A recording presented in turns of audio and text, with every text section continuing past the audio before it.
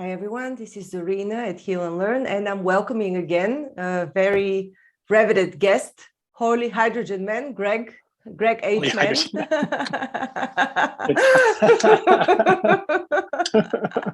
That's funny. Welcome, Greg. It's good to start with a laugh. It's good to see you again as usual. Yeah, good We're to always have you chatting back. a lot. Yeah, Thank we you. chatted last time about hydrogen and its healing properties and everything that people know you by as the hydrogen man. But in the meantime, we've gotten to talk quite a while and discuss different topics of spirituality and ascension, and without labeling these terms with labeling them as too commercial, but we've actually delved into the spirituality of a lot of things, including our latest talk on psychedelics. I had put some shorts talking about psychedelics and how you can essentially not trespass your spiritual growth through psychedelics, but you had a different spin on this. Let me maybe just first explain where I was coming from.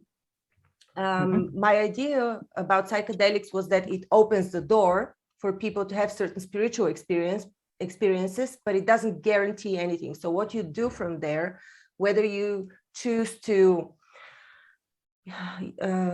pursue this path and explore more, or whether you choose to forget about your experience, it's your choice. So the psychedelic experience is just an experience. It depends what you do with it. And you mentioned that you've had experiences with psychedelics, and so this is what we're going to be talking about today. How is this helpful? How are psychedelics helpful? Yes, I mean, apart from the therapeutic fact that psychedelics in miniature doses are therapeutic, so they're good for you. This is what I know. People are taking small dosages and they're helping them in a lot of ways, like microdosing. Yeah. But we're talking about proper usage of psychedelics. Okay. So I think that there's multiple things that need to be learned about psychedelics. I think there's a lot we actually don't know. And the only reason I have any experience with it, I mean, when I grew up, I was always under the impression that all drugs are bad, stay away from them. I was a very straight arrow, I was a really good kid. I didn't want to do anything that was wrong. I didn't want to hurt anybody. I wasn't violent. I was just I was a good kid, not to toot my own horn, I was a good kid. but I was, I really was. I always cared about people and all that kind of stuff. Now, what pushed me down the road of psychedelics, and it wasn't just psychedelics. It's almost embarrassing to say this, but it was about a lot of drugs. But the reason that let's put it out there. I've also tried a lot of drugs. I haven't tried psychedelics though. In my youth, I've also tried a lot of things, and I think it's nothing to do with whether you're good or not. You just want to learn about the world. You want to experience it, especially as a teenager. And there's so many hooks that pull you into different directions. Yeah, so no blame there. Yeah, and thank you for that. Some people can be very judgmental about such things. I mean, in my case, I don't really think of drugs as evil. I always think it's all about us and our body, our emotions, everything. And what I began to observe about different types of drugs, I'll just say drugs, because even alcohol is a drug. And what I would do is I would observe certain things. So using alcohol as an example, because I think a lot of people have had experience with it, so they can relate better. What I noticed about alcohol is that it seemed to have a link or a connection with fear. So what alcohol would do is it would remove the fear. And this is why people do things on alcohol, like they'll start dancing. They're not afraid anymore to look stupid or to be embarrassed. They might talk to people that they wouldn't ordinarily talk to because they're not afraid anymore because they've had alcohol in them. So alcohol has a connection with fear. And if I used alcohol, I would observe the way that I would feel. And I would almost try to harness that emotion so that in life, if I became afraid or if I was embarrassed, I would try to grasp the emotional state that I had been when I had used alcohol in the past. So it opened the door inside of me that I didn't know before until I had used alcohol and observed the emotional state. Well, and you have been doing Silva Method techniques without knowing. Oh, on really? Your own. Is that what it is? Yes. Copy pasting emotions. Yeah, absolutely. That's exactly what I've been doing for a long time. So interesting that you're mentioning that. And so with different substances, they can help. Like again, back to the alcohol thing, one of the funny things about alcohol that I would observe is that there are angry drunks, there are sad drunks, there are happy drunks. There's all sorts of different emotional states that people can go through when they drink. Some people always go through the same ones. They're always an angry drunk. I've known people like this. And I don't believe it's the alcohol. The alcohol may have a small influence. I'm not going to deny that. Of course, it has an influence. And I've noticed that because depending on different alcohols, like tequila will have a different emotional state than whiskey, as to beer. Different alcohols bring out different, because there's almost like a spirit to it. I mean, that's what they call alcohols. They call them spirits. Yeah. And so there's like a different spirit to everything, including different substances.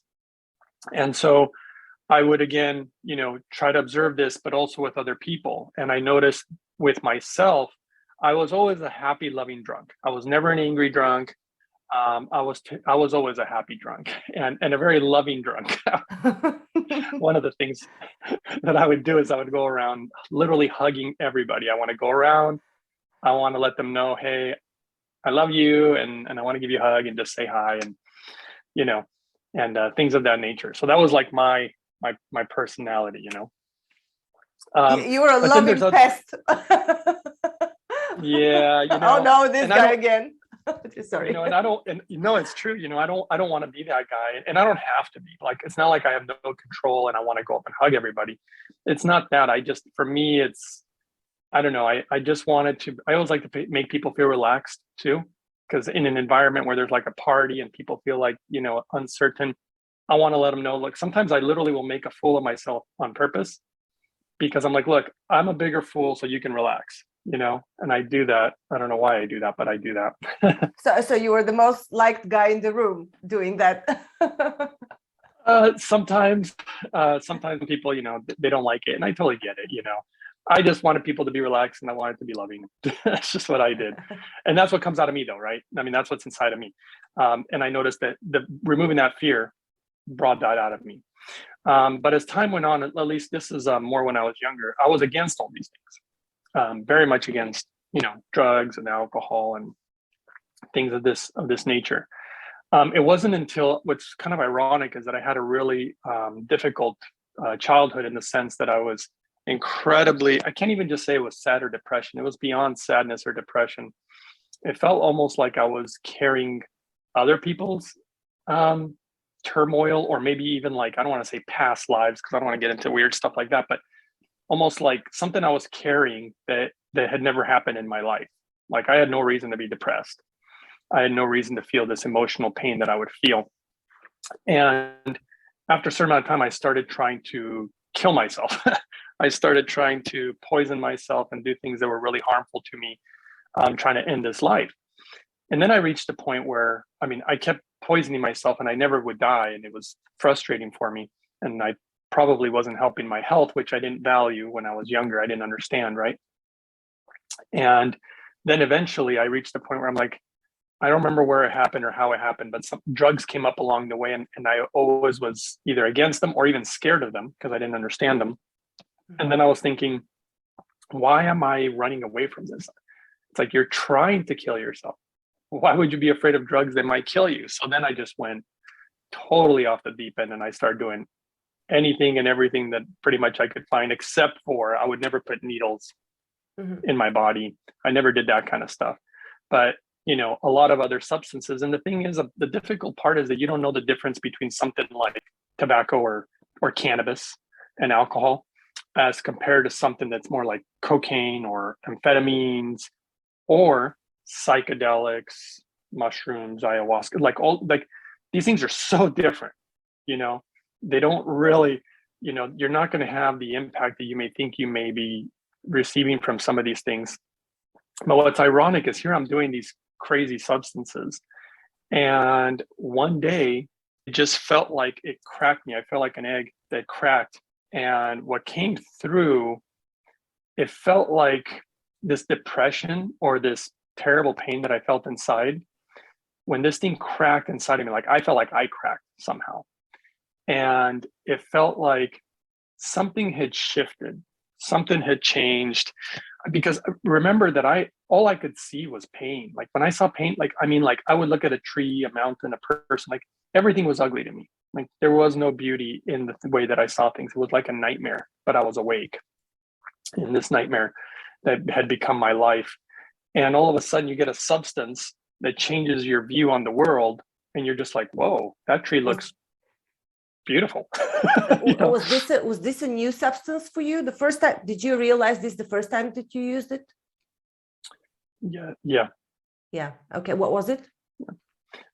Cannabis. This was one of the first ones. Cannabis, alcohol also, but cannabis is the one that really, and the funny thing about at least my cannabis use was when I used it the first time, I didn't feel anything. And before we go on, obviously I'm not giving any medical advice with any of this stuff, and I'm not making any claims about it. And I certainly wish people to be cautious, because I was reckless, but only because I wanted death. And, for other people, there's a lot of scary stuff going on these days, especially with the whole fentanyl thing and everything, and people are dying. So I just think people need to be very cautious about the things they do.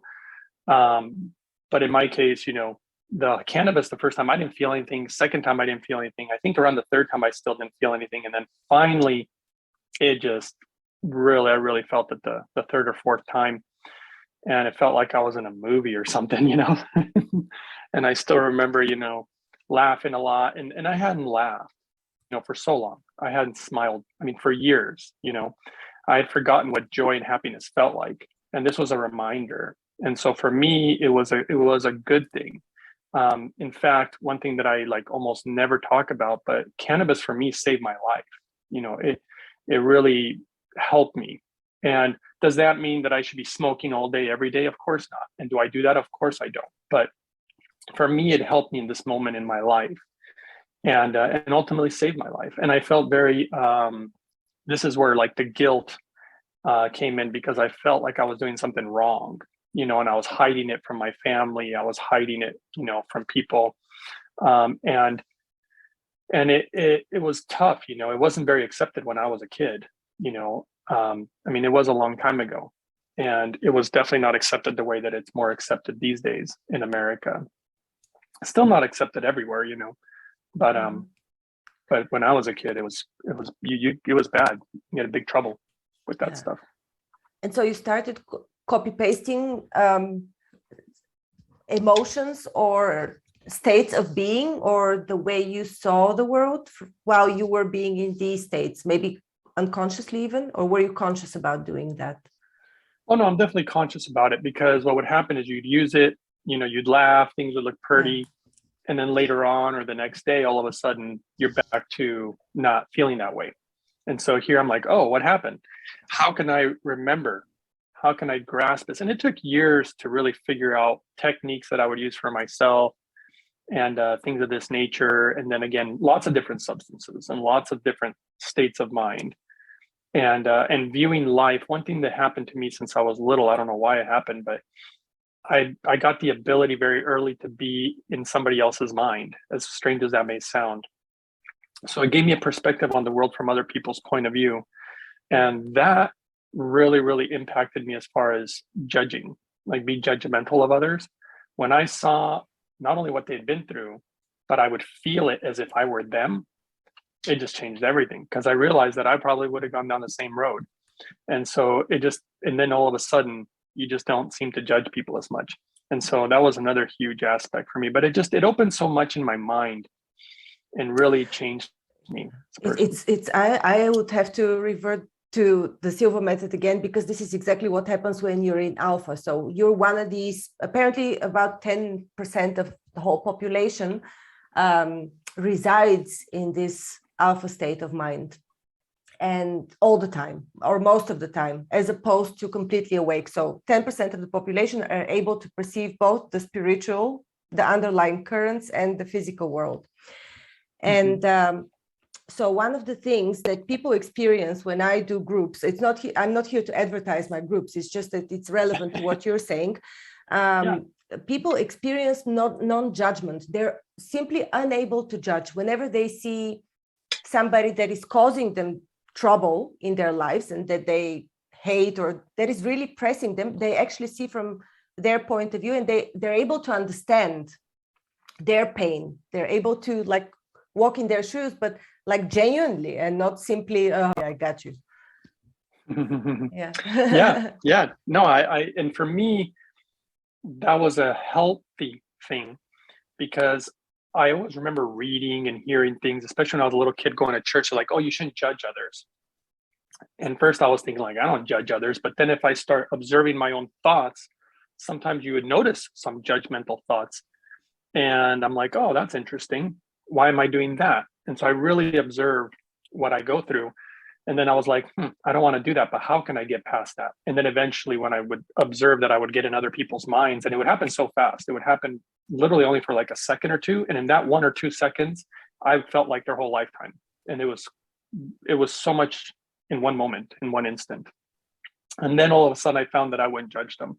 And if anything, I would either have compassion for them or just feel that that was me. It was almost like another version of me. A version that you would have never imagined, though, because there's these really interesting scriptural verses within within ancient scripture about how in God's kingdom there are many rooms, many mansions, many doors. And I think that within us is the same thing, that we have all these different doors, rooms, personalities, or emotional states, or perspectives. We have all these different things inside of us, but we're kind of just operating from one tiny one. Like, oh, this is my idea. I'm Greg, the hydrogen man. And, I'm this, I'm that, like all the things that characterize me. And I'm viewing life from this perspective. And I actually believe that this is who I am, even though I know that that's not true. But, we operate from these things, like I'm an 80-year-old female, I'm a grandma, I have 2 kids and 1 grandkid or whatever. Like we operate from these systems that have been kind of developed throughout our lifetime. And that's the way we view the world. And even down to belief systems, like I'm a Christian, I'm a Buddhist, whatever. And people are always operating from these different things. But for me, because of my deep, deep depression and sadness that started from a very young age, the first thing I was ever looking for in life was happiness. I'm a car nut, I'm a car guy, and you'd think that as a car guy, like when I was really sad and as a kid, it's like, oh, I want a Ferrari. And if I ever get a Ferrari, I'll be happy. You could have ideas like this. Or I've seen little girls that love like Barbies. There's this one little girl, one of my brother's kids. And she's like, I love Barbies. And if I can just have this Barbie, I'm so happy, And we're looking for happiness in different ways. And for me, at a very young age, which caused a lot of turmoil in my mind and throughout my life, I realized that there wasn't anything that was going to make me happy. The coolest car, yeah, maybe I'd be happy for a day, but that'd be the end of that. The coolest house or a lot of money, all these different things that a lot of people want and seek even their entire lives. They chase things like this. And for me, it was very, very immediate that they would never make me happy. And so then the question began to be, what's going to make me happy? And that led down an interesting road. Oh, you were going to say something? Yes, I was just going to say that a lot of people have experienced awakening in the past 3 years specifically. So the way people were 2-3 years ago, they've kind of overshot this level by times. And so even if previously they were really interested in these material things, now a lot of people are realizing it's not really what makes them happy. Yes. Yeah. Well, it's funny that you mentioned what you just said. I don't know why, but when I was a little child, a lot of the things that I went through are literally what the world is going through right now that I've been observing with a lot of people. And so I was going through all these things that I always wondered, when is the rest of the world going to figure this out? And all of a sudden, this whole movement began. And I feel like, with all honesty and without trying to sound arrogant, I just feel like I had a way head start from the rest of the world. So it's almost like I'm watching them go through what I went through as a child, and I'm watching it all happen in front of me. So it's really weird. I have a weird connection to the world, to people. I've had that connection since I was a child. And I just observe it. I'm not trying to judge it. I'm not trying to say this is better or I'm better. I'm just simply watching it. And if I can do something to assist, because when I was young, I kept thinking to myself, if I can figure out what it takes to reach happiness, then I can share this with others who are struggling with depression and unhappiness. And I really did find my way, in a lot of ways. I'm not the way that I used to be as far as the deep level of sadness and pain and depression and these things. And but there are substances that help me unlock certain things, for those people who are very much afraid of them. That's another thing that you will battle when you go through certain substances, is that you will battle your own fears, like deep rooted fears that are deep within you that you don't even know are there. People can think, oh, no, I know what my fears are. No, you don't. There's one of my favorite, it's one of my favorite lines from a movie. It's Star Wars. I don't know if you've ever seen any of those Star Wars and Return to the Jedi. Sure. And all those. Yeah, of course I have. Movies. It's just, if you, here, but it's my favorite one where Luke Skywalker is with Yoda in like some little hut, and he's being trained by this master, and Yoda speaks like this, I do, or whatever, Yoda's always talking like an ancient Japanese master, Chinese master or something, Buddhist monk of sorts. And there's a lot of that in Star Wars. Their lightsabers are really supposed to like a samurai sword, and the way that they live a certain way. Well, anyway, there's this one part where Luke Skywalker is trying to say to Yoda that he's ready for the deeper training and facing the deeper fears. And he's like, I'm ready, Yoda. I'm ready. I'm not afraid. You will be. You will be. You will be. Yoda was absolutely correct. Because what ended up happening in that movie was Luke Skywalker walks into like the jungle, into nature. And it seems very dark. And ultimately who he runs into is the guy who represents evil and all darkness. And that's Darth Vader. He walks into there and they do their little sword fight for a moment, but he's facing his own fears, and he ends up cutting Darth Vader's part of his face, like the mask. And behind the mask was Luke Skywalker. So he saw himself, Wow. Yeah.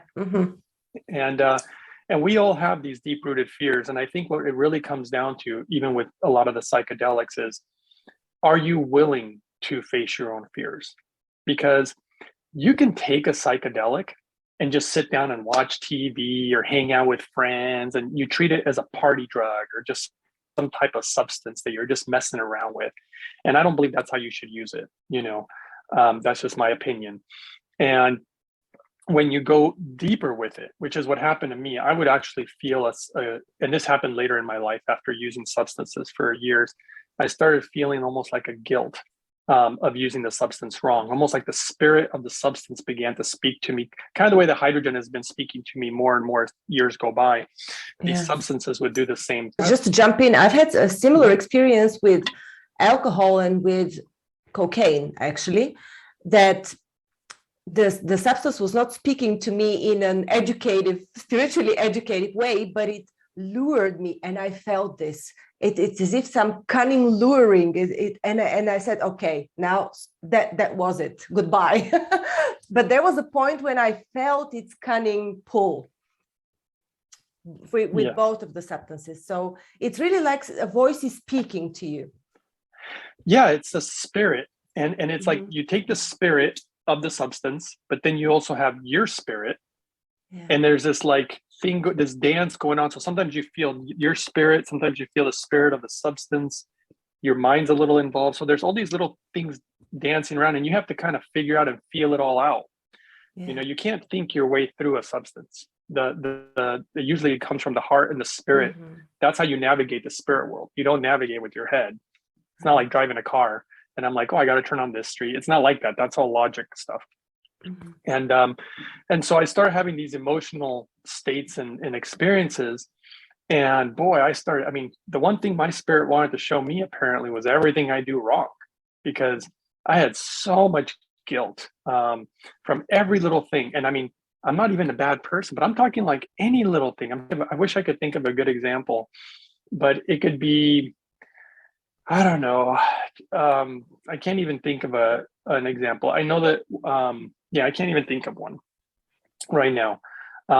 But these things would happen. And actually, as the guilt would come up, I would actually begin to be afraid of using the substance. I'm like, I don't want to use this anymore. I guess alcohol is kind of an interesting one because I don't drink a lot, but if I go to like a gathering with a bunch of friends, my rule is typically no more than 2 drinks. And that's just because of the science behind alcohol and health. Everything's always about treating my body really good these days. And so maybe I'll have like 2 drinks and then all of a sudden I'm like, oh, a third one's no big deal, right? Because this is a special occasion. I don't do this all the time. So I'll have a third and then maybe you feel more relaxed and all of a sudden you end up having 4. And then all of a sudden the next day I wake up with incredible guilt. I don't know why that happens to me, but I feel really guilty. And I didn't even do anything wrong. It's not like at the party I was, doing a bunch of crazy things. You haven't stood up to your own standards, I suppose, to your own. Yeah. Something. And I think, I don't know. I don't honestly know. I just know that I think it's just something inside of me saying, that was too much. You abused this. You should stick to the two drink rule. And if I have 2, I usually don't feel guilty. Okay. It's and it's not in my head. It's like something inside of me speaking to me. And I believe that there's another scriptural verse that's kind of interesting that literally says we must learn to walk with spirit. And ultimately what I believe this means is I believe we have the flesh body, what the Buddhists call the ego. Even the Christians, Jesus spoke of the flesh. He literally called it the flesh. And then you have the spirit, and you have these 2 things. But what's clear as day to me is that the flesh, I don't want to put it down or anything, and I don't know how to say this nicely, but the flesh is not very wise. Let's put it that way. The flesh is young. It's kind of foolish. It has tons of desires. It's a needy little thing. I mean, needy. I mean, it needs everything. It literally needs water to survive. It needs air. It needs love. It needs, shelter. It needs clothing. It needs heat or whatever. I mean, food. It's a constantly needy thing. And then beyond neediness, then it has all sorts of desires. Like I want a nicer car. I want more houses or bigger houses or more jewelry. It's just constant. It's this constant thing. And if you look in the ancient scripture and also in Buddhist, they talk about letting go of your almost like certain attachments to things or even desires for certain things, because these things don't lead anywhere. It's like an endless, bottomless pit that leads nowhere. You'll be chasing this carrot for the rest of your life, and it doesn't bring happiness. The happiness that it brings is temporary. And temporary happiness is not true happiness. It reminds me of bodybuilders. It's ironic, that's probably a dumb example, but because I used to be really into lifting when I was young because of somebody who used to bully me, and I just wanted to be big and strong. So I started getting into weight training. Dumb example, but that's what happened in my life. And you can do steroids, right? You can inject yourself with this stuff and you can get huge, you can get strong, but it's temporary. The moment you stop using them, it's like a massive decline. And to me, true happiness is something that is eternal, something that will just last forever. And I don't need anything to have it. I don't need to have a fancy car to be happy. I don't need fancy clothes to be happy. So these are the things that I would try to break down, because my biggest goal was find happiness. That was my biggest goal in all my life. What in the world is going to make me happy? And I read countless books and all these spiritual books and listened to all these gurus and all this stuff. And to be honest, it didn't really help much for me personally. I'm not saying it doesn't help others. It wasn't good enough. It wasn't helping me find what I was looking for. And I think it depends at what stage you find yourself in. Sometimes book can be inspirational, give you an idea, and then let you. Books to me are like drugs, or what we're talking about. It's an instrument, and you do whatever you decide with it. You can either develop further yourself or throw it as an experience. But let's go back to the psychedelics then, and then Sure. What happened after you used them for a while? And I just wanted to insert here one detail, because you mentioned this and I had also read it, that there's some receptors in the brain that are only used whenever you use specific drugs. So they're not used for anything else. They're latent, right? And so are they used for, are they activated by any kind of drug or just by psychedelics? Do you know? I think it just depends on the drug, to be honest, and which receptor. So yes, you're absolutely correct. There's receptors for literally for chemicals that we don't even produce, right? But then you take a drug that can induce your body to produce this chemical, or maybe you're introducing the chemical. And to me, these receptors are like they're souls to a door. So it's, you open this door and then there's either a certain emotional state or even different things you might find about yourself. I remember one guy one time, he was a chemist and he talked about using a drug and where he literally went back to childhood and he saw himself as a child and he saw his mother and he was having all these experiences. And then he went and looked at this substance, which is just like a drop. I mean, it was so tiny. And he was looking at this drop thinking, is my whole childhood really in this thing? It's like, no, it's unlocking something inside of me. This thing is like a key. The door is inside of me, and this is important. I really think it's important to understand that because I personally believe that the reason that we're not producing these chemicals for these synapses is because we haven't figured out how yet. It's not that we can't, it's just that we're not. Just to jump in here, because I've also done, when I was younger, I've done rebirthing, deep holotropic breathing, and you do get high on oxygen. So it also unlocks. So there's the capability within the body, and we as humanity have some methods to unlock it, and it does unlock like a row of past life experiences. So it does do this. And yes, I agree. So it is available to us, is what I mean. Maybe not everybody has realized it, but we do have some tools to unlock these experiences even without psychedelics. Absolutely. Yeah. I completely agree with you, but I did observe, at least through my experience, that having that moment where I talked about cracking the egg or cracking the door open, opens a door to now this place that I believe I can reach now that I recognize that I know what it feels like. I know what it almost tastes like. It's like this experience. Now I know how to recognize it. And now it's easier for me to find it again. Whereas before it was very hard. I was so lost. I mean, I was so lost that literally, and I shared this with you a second ago, that when I first used cannabis, I didn't feel it. Now that doesn't make sense because you use a substance and you should feel it. But for me, I was so tight inside this egg that I call it an egg, I guess. But this thing inside was so tight. I was so stuck. That's what it felt like. I was stuck in this one state of mind and I couldn't see anything past my own sadness. And once that broke open, it was like, magic dust or light going in all sorts of directions. And there was so much. And then that's when I began to open up my mind, and begin to accept that there's a lot of things out there that I didn't understand. Now I can try to tap into different things. And then that helps me. Now I can meditate and go and look for stuff, without having to do, these substances. Because I actually don't like using those substances anymore, to be honest. So that was all part of the journey, basically, is these different frames of mind. And then I started discovering things by accident.